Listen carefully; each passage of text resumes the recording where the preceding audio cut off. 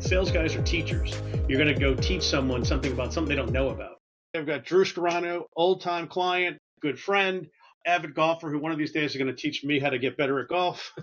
Drew has been an outstanding success in the software world, helping build up Pega in the US and then even building it to opening up in Europe, I believe. Yeah, I think we've got 20 million in Europe, which is unbelievable, especially during those days.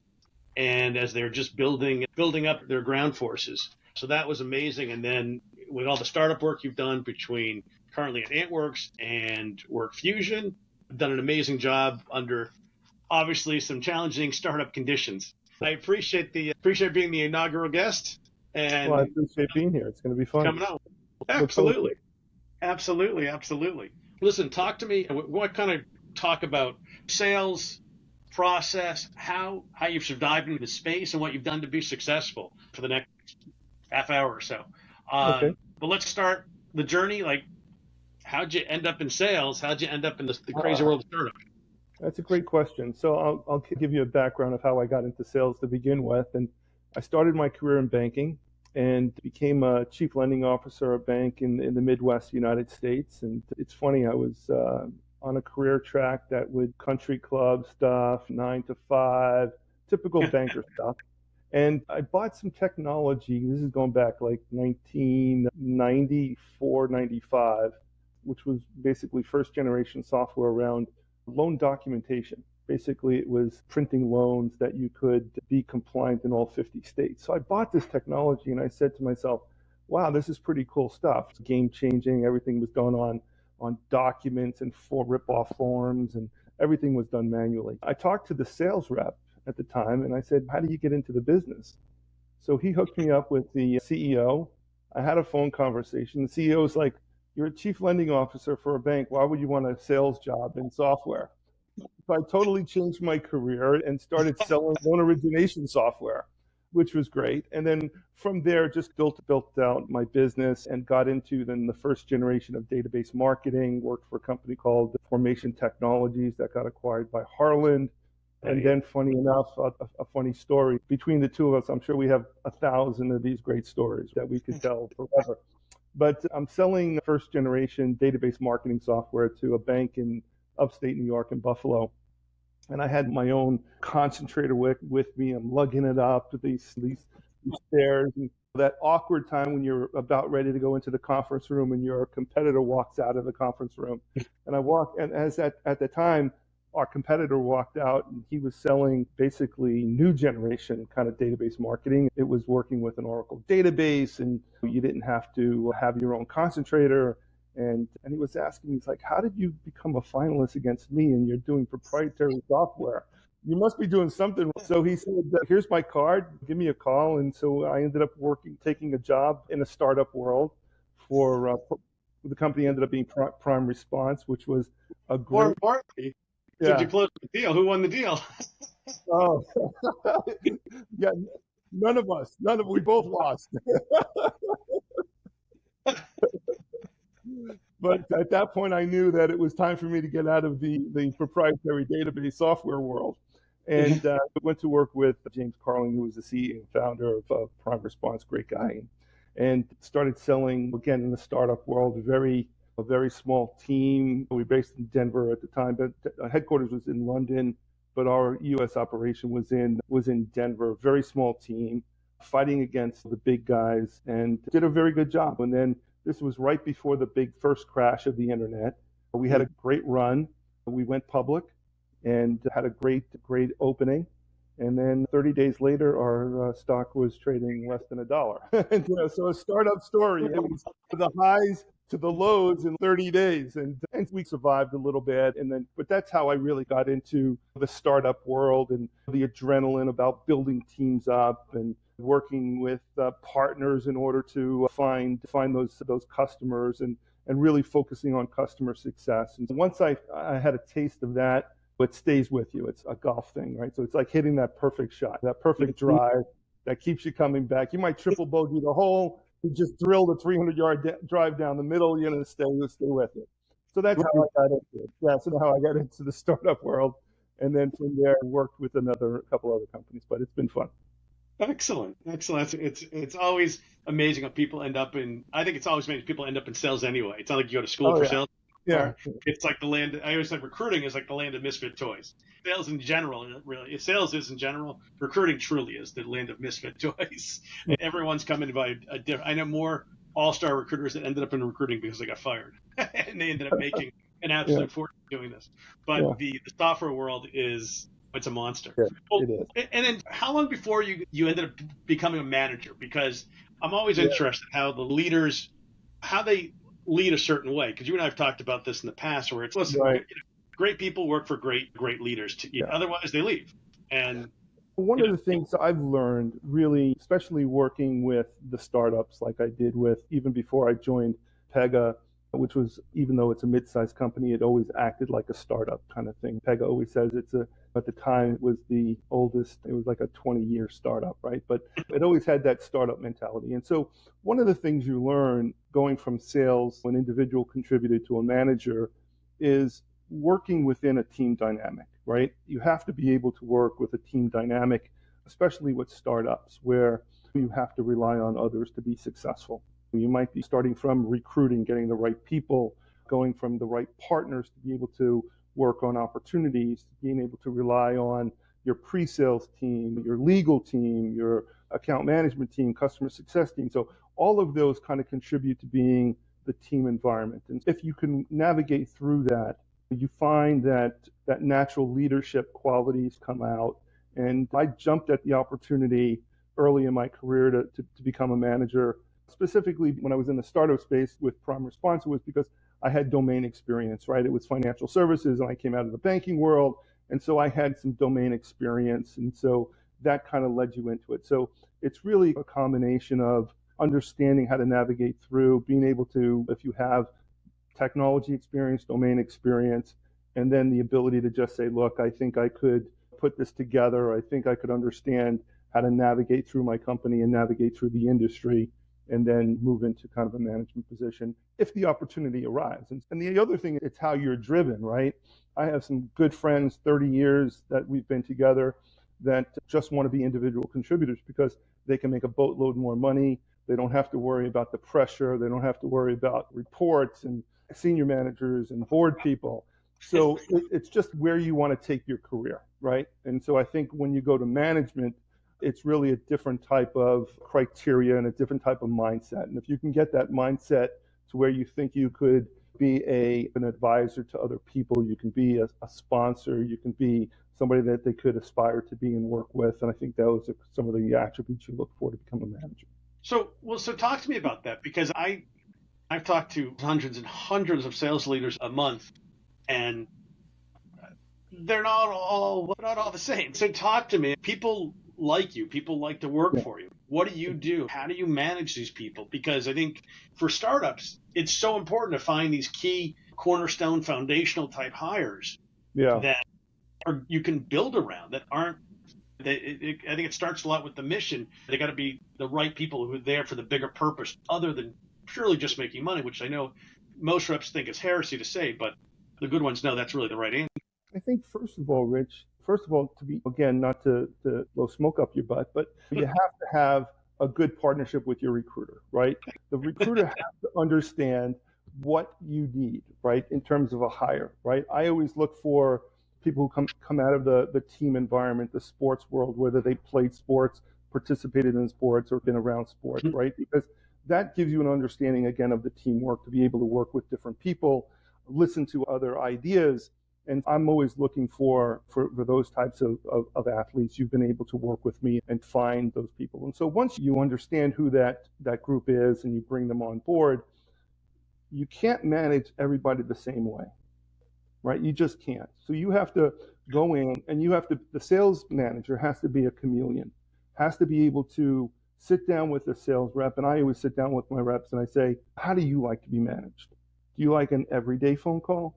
Do you are you a numbers person? Are you a theory person? Do you like to sit down and strategize around the deal and how to structure it? What do I need from a macro perspective? Or are you somebody that always needs that constant in your face to be pushed type of thing? And so you have to be a chameleon in this world, especially when we're hiring talent that comes out of they were born in the technology world. I was not born in the technology world. And so they have a better understanding, even from day one, than I would ever have. Even though I might have the experience, they have the underlying experience, understanding of the technology. So I always try to figure out how the new reps coming in want to be managed, right? Then I make sure they have all the tools they need to be successful. And then the other thing I tried to do is to sit down with them and say, there's two things we need from you, right? We need you to deliver. So you have your corporate goals, but you also have personal goals, right? So you have these personal goals. You might want to save for a house. You might want to save for if you have a young family, you're saving for your college educations or whatever it may be. And so I try to match the personal goals to the corporate goals and kind of work with the rep to ensure that the rep understands that I'm just not looking for the revenue from or the numbers, but I'm also interested in the person as the human part of it, right? Are you hitting your personal goals? Are you getting enough time off? Are you doing the things you need to do while contributing the way you want to? And then finally, I always tell my reps, you have a franchise, right? You have to deliver whatever it may be, $1.5 million, $2 million in AAR, whatever that may be. Mm-hmm. If you feel that you're successful in hitting your goals at making just the minimum percent, the 100%, okay, I know that you could do more. I'm going to push you, right? But if you're saying, hey, that's fine with me, that's your franchise, go for it. But if you want to exploit that franchise and get to that 150, get to those accelerators, we're going to create a map. Sorry, my Italian in me with my hands. So we'll build a model to do that. And then finally, Rich, we've had many conversations, you and I, around the comp plan. If the comp plan is, excuse my French, crap, you're going to get crap people. And you have to be able to put a plan in place that people can see, how they do if they hit their number and how they're going to do if they overachieve. And the real athletes, the real horses, are going to go right to the accelerators and say, how do I maximize this? And then build a plan to do that. And that's, as we're looking for hires and how you manage it, all of those attributes, all of those kind of things have to come together. And you have to build also a personal relationship with your rep, right? And I'm lucky enough to have salespeople come with me from company to company because I try to focus around that. Sometimes I'm successful, and sometimes I've had situations where, unfortunately, I've had to have the tough conversation where we couldn't go on together because of whatever reason. When I've been canned a few times too, it happens, right? You have to have a short memory in sales, right? You have to have that short memory to be able to then say, look, I know who I am. I know I have the confidence in my abilities being a rep, and move forward there. So that's how I look at that whole perspective. Yeah, listen, hiring for a startup it's a monster challenge, which we'll get into in a second, because the ability to, you get hamstrung from the top sometimes. You're limited on, sometimes it's geo, sometimes it's comp, and sometimes they make these plans that are insane. You get hamstrung from the top sometimes. You're limited on, sometimes it's geo, sometimes it's comp, and sometimes they make these plans that are insane. You have to build a plan.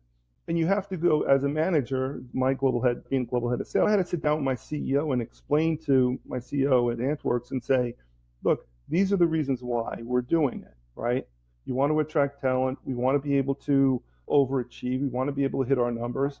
And we can hold people accountable to that, and people buy into it. It's fair. And once you have the CEO behind you, that's really when things could kick off. It's not, hey, I'm reluctantly doing that. I've been in situations where, where they would fight, senior management would fight you and say, I'm not going to pay that 100% commission because that sales rep didn't do 100% of the work. Or I'm not going to pay the recruiter the fee because, or whatever reason. Right, but those are the things that if you have the buy-in. And if you have the buy-in and you have that confidence in your senior management team, then you as a manager have that comfort that, okay, now I have a plan in place, I can hire the right people and get them trained up, get a good ecosystem around it, and deliver on the results. Listen, it's the tone. All these companies, everyone wonders why people move on and why they leave after a year or two. Listen, there's plenty of bad reps out there, candidly, but the good ones don't leave because they want to. They're leaving because everything rolls down from the top. And If you and the CEO aren't aligned, it causes a big problem. If you and the COO or the CFO are just too finance driven and there's no understanding of, hey, the horsepower it takes to build a startup, it really causes a major rift in the company, and you get constant turnover. You want those first reps, especially They're whether it's so a important. They're company. so important. Yeah. There's another one of my clients calls them is the foundational hires, and they are those reps. You want those guys to make $1 million. It's just one, it's going to make your valuation go through the roof. Two, you get reps that are locked and loaded. It makes the next reps to hire even easier. And the comp plans should be simple. If you need a slide rule to figure out what this plan is, what my commission is going to be on this deal, Yeah. it's difficult. I'll give you, as a sales rep, you probably know him, Joe Walsh.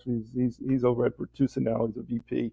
He always has these great lines, but he would say, "A rising tide lifts all boats." And if you see that one rep making that 50% of quota, boom, you want 3 or 4 reps looking at it and say, "Hey, if he did it or she did it, I can do it myself." And so that's what you want. And again, getting into the team dynamics. But going back to your point where you started was why reps leave. It's sometimes the company leaves the rep.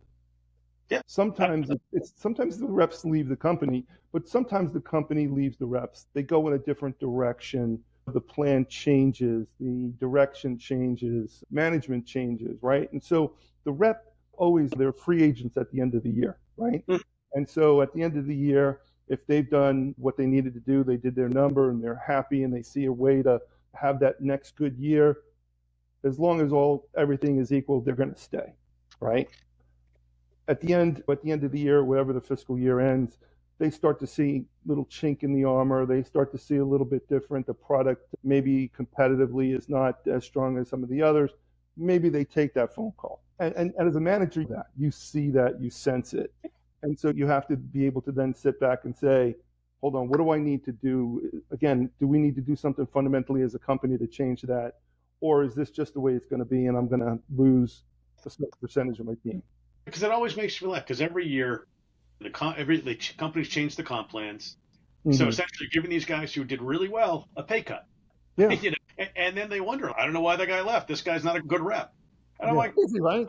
In a startup, those people, those foundational hires are the reason why your company is growing, is the reason why your valuation is getting higher, is the reason why you're getting more visibility, is the reason why more partners are coming into the ecosystem.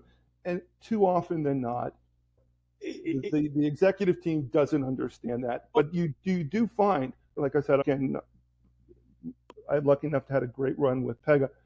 Pega is one of the companies, and even Antworks now, are people that realize that, right? And then build models for success.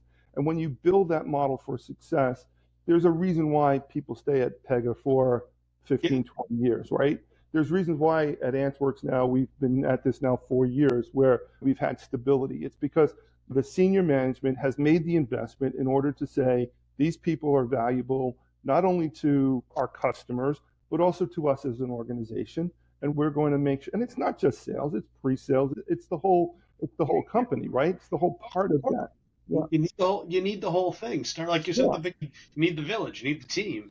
If you can't just have one guy doing everything, or it just fails. When you get the micromanaging CEO or as building a startup is so damn hard. Very difficult. And it's the personalities oftentimes make it harder than anything else. And you get a CFO who's, no, we can't spend a penny on anything.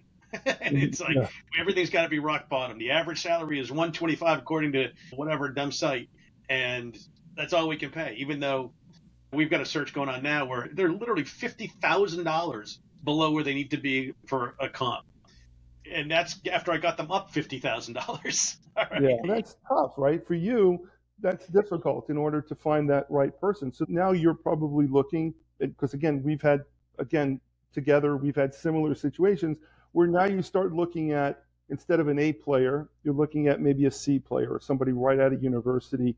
Maybe they were inside sales trying to make a move to direct sales or enterprise sales. And so you have to take a shot. As a sales manager, that's all I have. I need to get that body in there. I need to get that person up and running. So I'll take a chance on a younger kid, if you will. Yeah, I mean, it's more work for the manager. You Yeah. have to then invest all your time, and there's a cost trade-off to it. Right. And I don't think a lot of times companies understand that.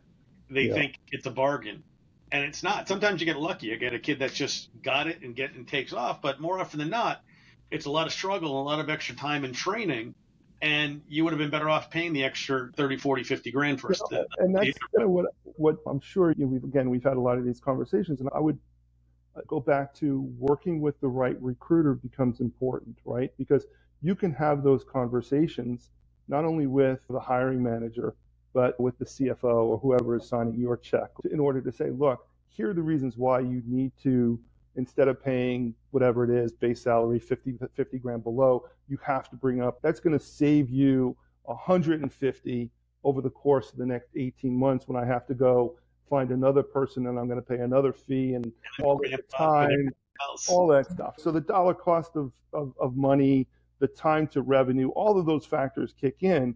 And as a manager, I'm building my plan for next year. Our calendar year starts April 1st. And so we're going through our final budgets and planning hiring into next year as well, right? Against our revenue, against our pipeline. And so those are conversations we have. And I'm lucky enough to have a CEO that sits down and says, okay, what are we thinking of salary for these people? What are we thinking? And so it's not, hey, you have to do it at this price. And so you have to have that partnership with, especially at a startup, you have to have that partnership at the senior management level where you can have those discussions and convince them. And it's not just me convincing them. Like I said, it's the recruiting team, it's the pre-sales, the COO, all kind of sitting together saying, there's reasons why we're doing this. There's reasons why we're paying maybe 10, 15% over what it might cost for a rep or a pre-sales person, because they're going to drive that revenue, right? They're going to make those numbers for you. Transformative hires. They're folks that are going to make the difference, and that makes everyone's life easier. You're going to get it done. You might as well get it done the right way. Yeah, and I agree. 100% agree with that. It's so. Let me ask you a question. So because I find right now in the market, there's so many sales leaders are afraid to push back, whether it's to the finance guy, whether it's the CEO, whether it's internal recruiters. Yeah. And I'm like, I just had this conversation with another exec. I'm like, it's your ass on the line. It's your empty seat. You're relying on, in this case, a 28-year-old internal recruiter with 6 months experience to fill this role and to decide who they can and can't work with. And this other guy I place a lot of people with too. But so how does in this market where there's so many, I think, there's a lot of weak leadership. Yeah, no, I mean, I think you're right. And that's, I'll go back to the partnership, right? You have to be able to, first of all, at a startup, having an internal recruiting team to do transformational hires is probably not your best course of action. Not discounting LinkedIn and the others. When you're looking for a transformational hire, it's relationships, it's people who've done this before. It's people that we rely on, outside recruiters like yourself, to be able to find those right people. And then how do you have those hard conversations with the management team? Again, currently with my CEO, again, lucky enough that we've gone through 4 years of some wins and some losses in terms of hiring, and you've been part of it, right? When we try to go cheap, and unfortunately, the younger kid doesn't work out. And great people, you want them to be successful, you try to do everything. It's just, they're just not ready for that step. And so if your CEO is understanding and has seen that and has understand the cost of that was probably more painful than if I would have paid the extra 50 grand. But now, so I'm lucky enough in my situation where, again, I have a partner that I could sit down with and explain, these are the reasons why we're doing it. But if you're a manager or a hiring manager in a startup and you don't have that buy-in from your COO, CFO, CEO, then I would have concerns, right? That's probably like the first red flag, right? Yeah. Because if you don't, how are you going to achieve on your numbers, right? You're still going to be held to those numbers. And if you go back and say, I'm going to hire somebody just coming out first year from inside sales, and let's say your AAR number is 2.5 million, and let's say it's a first year, it's not an enterprise rep, so I'm going to take that 2.5 million to 1.5 million. So you've lost $1 million in AAR, right?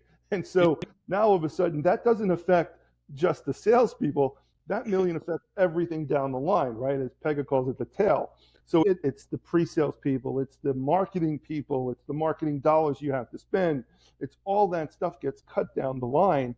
And again, if you don't have that buy-in at the top level, that's the first red flag. Yeah, it's major. I think a lot of these folks don't understand how fragile they are, shall we say, because when if you're getting dictated to or don't have an open conversation, and everyone, no one should be above or below technically, but it's you got your livelihood is tied to this number. The HR guy's not really tied to that number in the same way, or even the CFO. And going back to the startup world, right?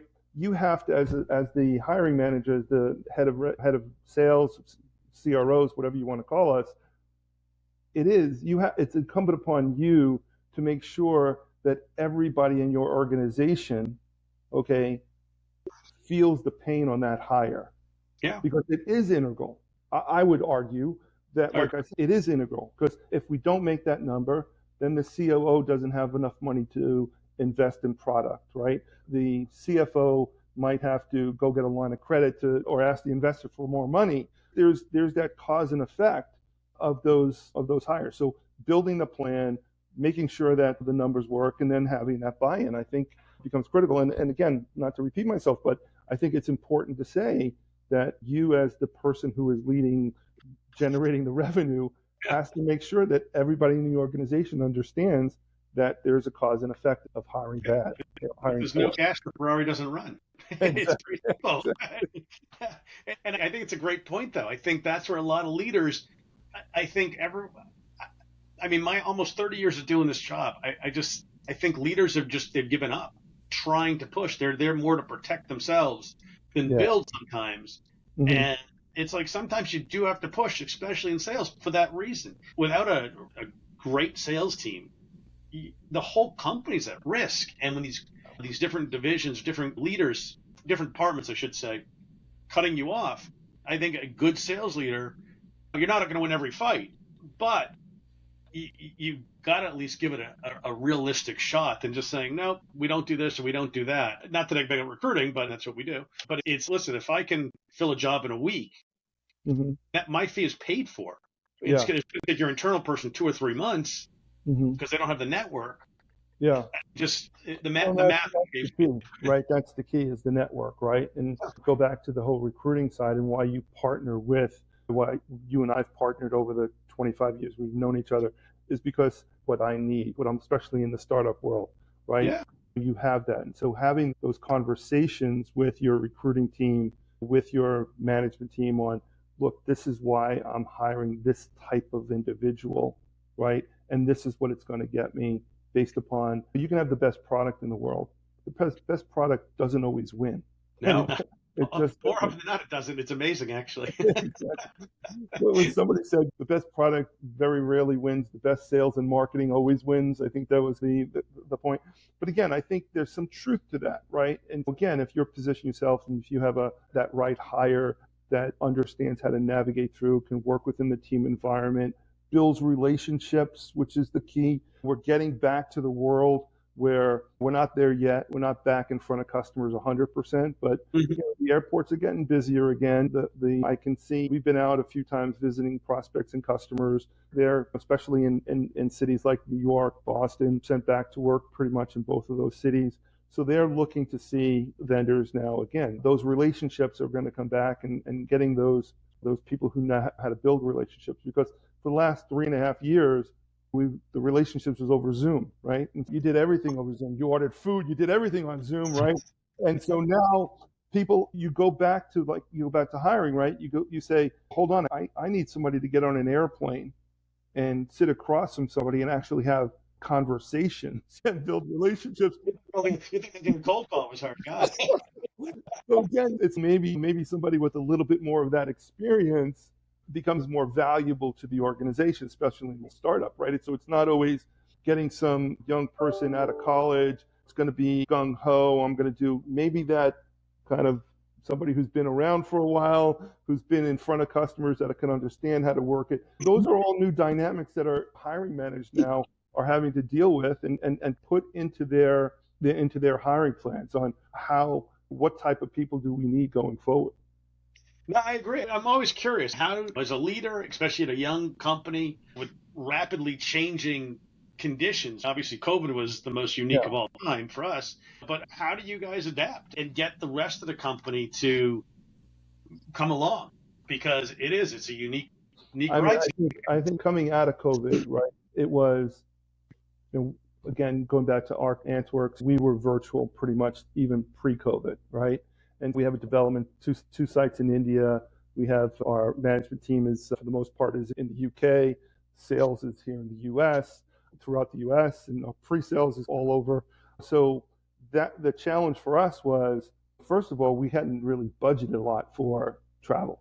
And so now it's all of a sudden our customers want to see us again, right? You have to now adjust some of that spending and be able to now allocate for now being in front of a customer for a first or second or start of a POC, what have you, whereas before it wasn't. So it's adapting, right? For us in a startup, I don't think you're going to have that much change from COVID to post-COVID, right?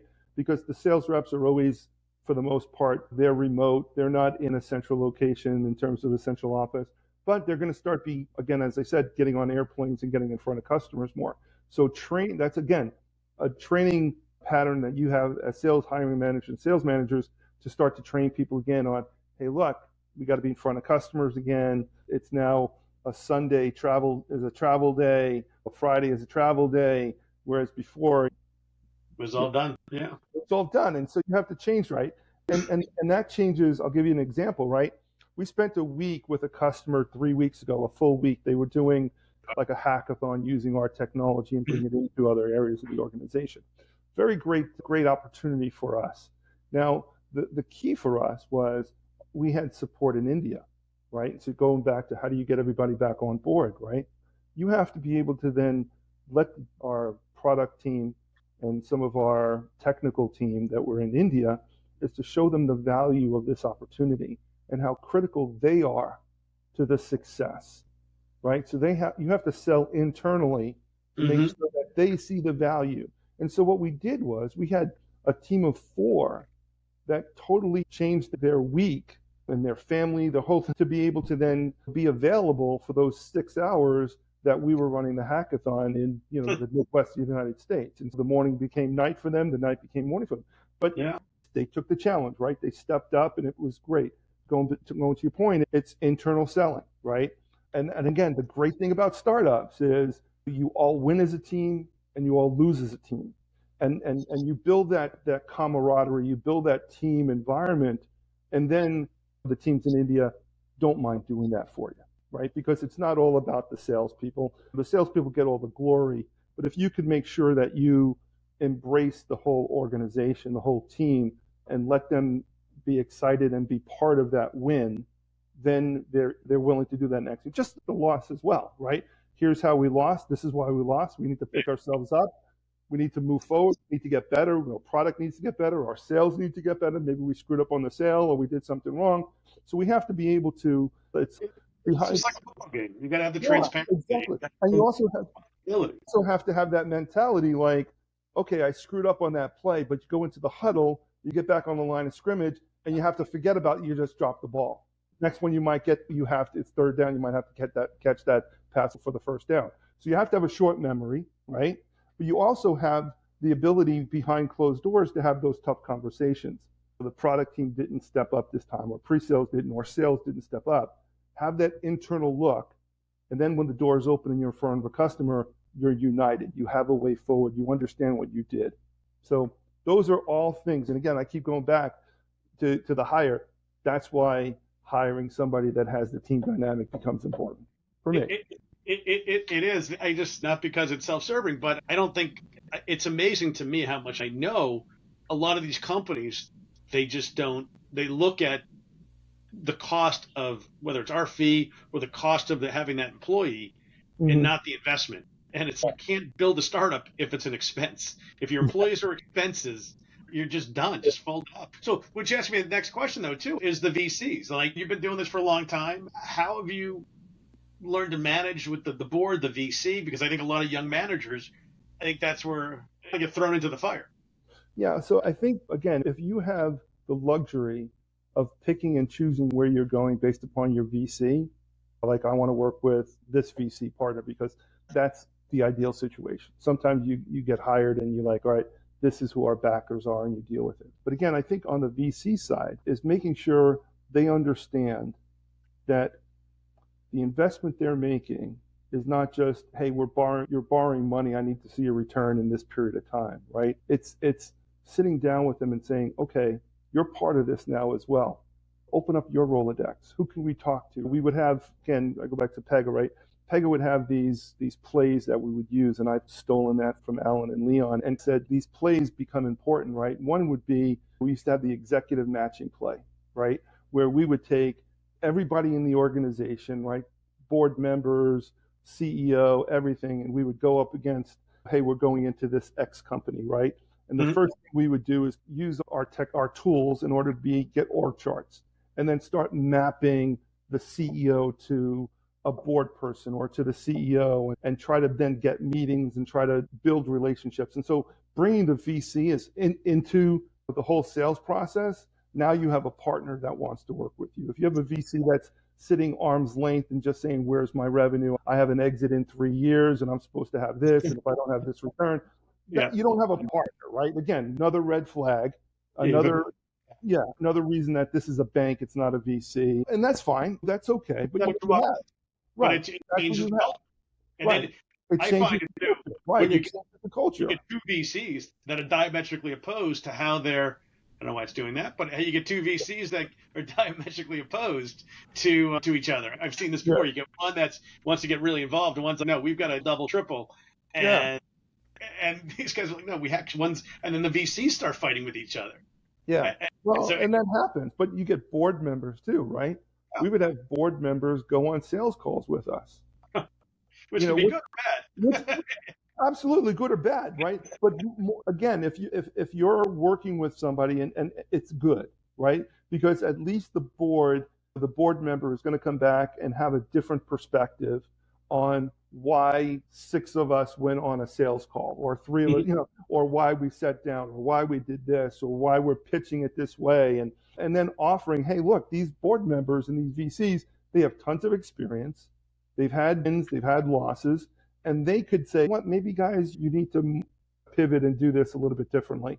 But I'd rather get that feedback from the VC and the board than not, and just saying, where's the revenue? Where's the revenue? Because I agree. I think people are too eager to jump for some of these well-known VCs, and not that they're bad, but you got to know what you're walking into. Just like any other situation, money is not always the same. And the VCs that I think want to actually not control things, but get involved and just see what goes on and give guidance, like you said, bring you into deals. It's funny. And you're right. And one of the things, again, about Antworks and what we're doing now is our CEO is spending a lot of time with the board doing just that.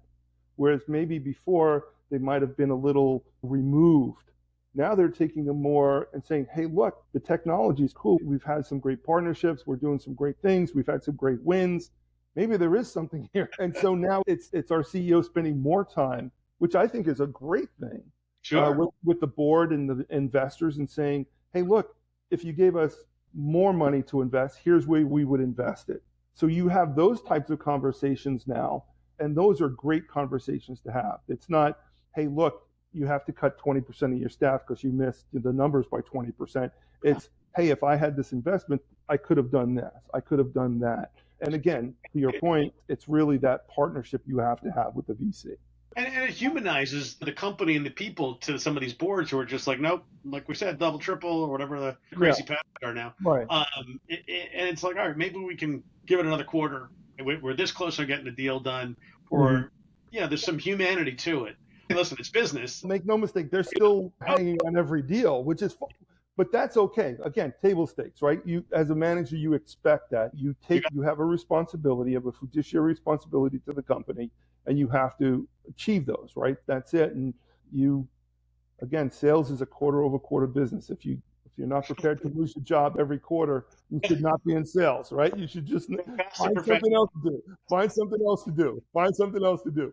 But again, if you go into that mentality, knowing that, look, here, and then saying, look, I made it or I didn't make it, but we missed it because of these reasons, right? And as long as you have, again, you've built up those relationships with your senior management, with the board, and they could say, makes sense. I've seen it. I can feel it. I can touch it. I see that you're working with this one company and they're ready to close the deal, but for whatever reason, it's 30 days late. It's going to happen, right? As long as they can feel that and see that. And sometimes you have to copy them on an email or send them a correspondence that says, look, here's the latest correspondence that I have. Sorry, I missed. Here, it's coming in the next 30, 45 days, whatever it may be, right? It's like I just find everything you're saying and everything I see with all these companies, most things are solved by transparency. Not everything, but it's crazy what happens when you're actually honest with people. Another Joe's listened to this. Another Joe Walsh. Bad news never gets better with age. So if there's bad news, get that out there as soon as possible, right? Get it out there as soon as possible. That's fantastic. Yeah, but it's so true. How many times have you been in a board meeting where it's like everyone trying to hide something and then suddenly it's a disaster?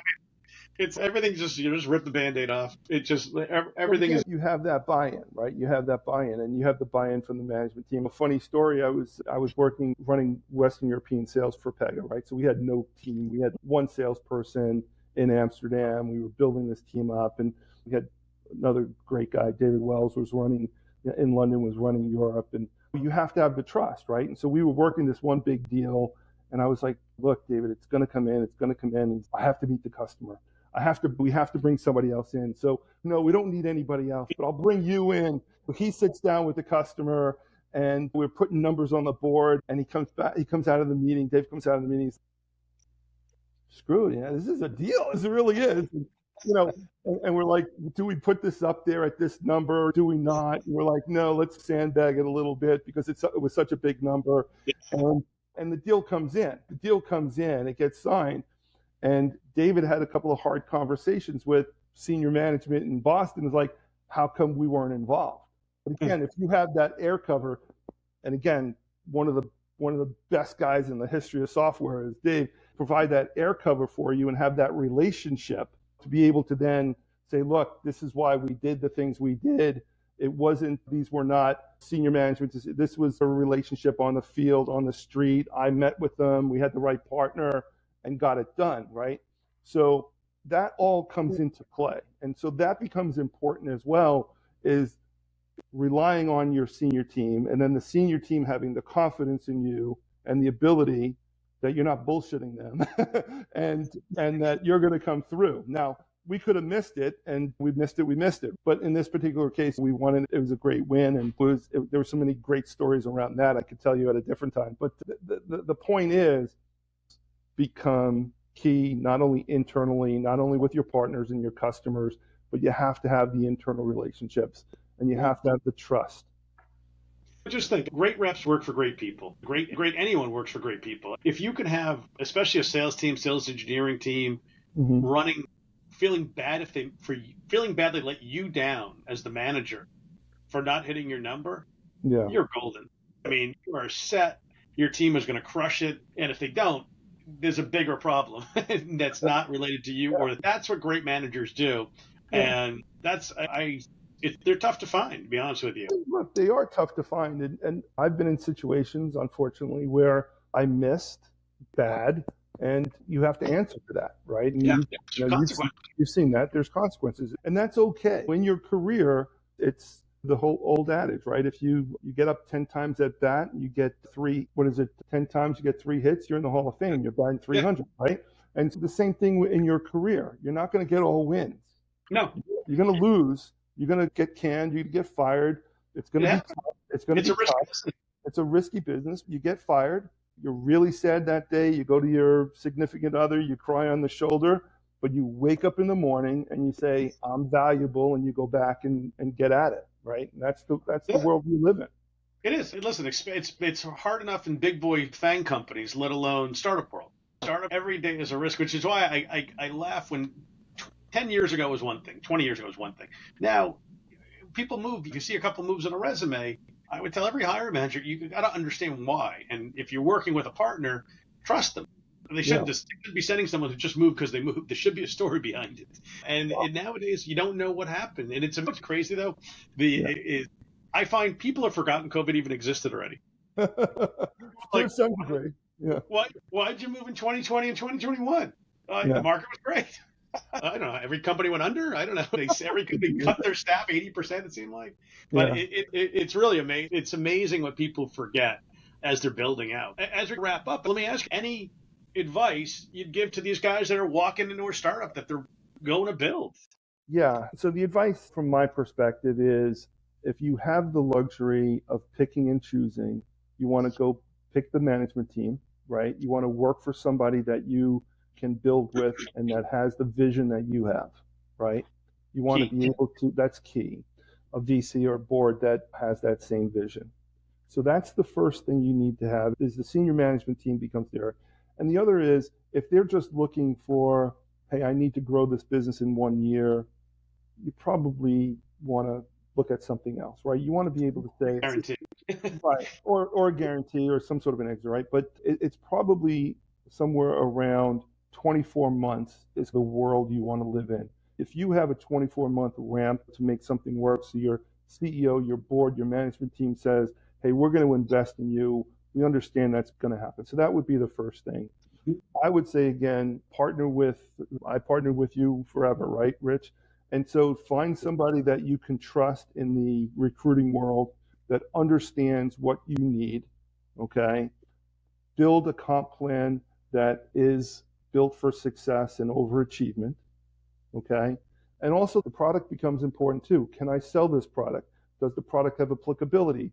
Can this product partner with the big SIs out there, some of the ISVs out there? Does this product have legs? And those are all the things that kind of I would look at. And then the final one is everybody always says this when you're getting hired, right? You've seen this. Oh, you're going to build a team of 20 people. You're going to have a 20 people. You got to build a team to 20. And then the little anecdote is the 20 is really based upon you getting revenue in this period of time, right? You know, so I would look at that as well to say, hey, look, really what is the short-term, midterm, and long-term hiring plans? Is it realistic? Do I have it bought into? And if people are not, your board, your management team is not able to put that in writing, red flag, big red flag, right? You get burned a few times on stuff like that. But again, once you have those things, then it's a question of, again, finding the right partners, whether it's the recruiting, the SIs, delivery, that becomes critical. And also interview the company just as much as they interview you. That's another critical piece. Meet the COO, meet the CFO, meet the product people. This is going to be your home for the next, and they're going to rely on you for the revenue. So you have every right to ask hard questions, to interview them as much as they interview you. Yeah, the head of sales job is the highest risk job in the company, hands down. Yeah, every day and of the there's week. so much. And again, it's high turnover, especially in the startup world. It's high turnover. A cousin of mine is in the restaurant business, and he's a consultant in the restaurant business. New restaurants that are just starting up will go to him, and his first point is, don't go in the restaurant business. It's 80-90% of restaurants fail within the first. It's the same thing with startups, right? You're going into the startup world knowing that there's a high likelihood that you're not going to be successful. Yeah. That's first, every dollar, it's like we said earlier, every dollar you get in is just 13x the value, whatever the number is now. Right. Gold. Why people fight it is crazy. But again, if you are successful, it's that nugget, right? So high risk, high reward. Yeah. I think a lot of these companies think you just come out of the gate running, and you got to walk in and get some momentum. It takes some time. Right. It takes some time. You got to have a little patience. Yeah. Of those things you have to have patience. And all those things become important, right? All those things become important.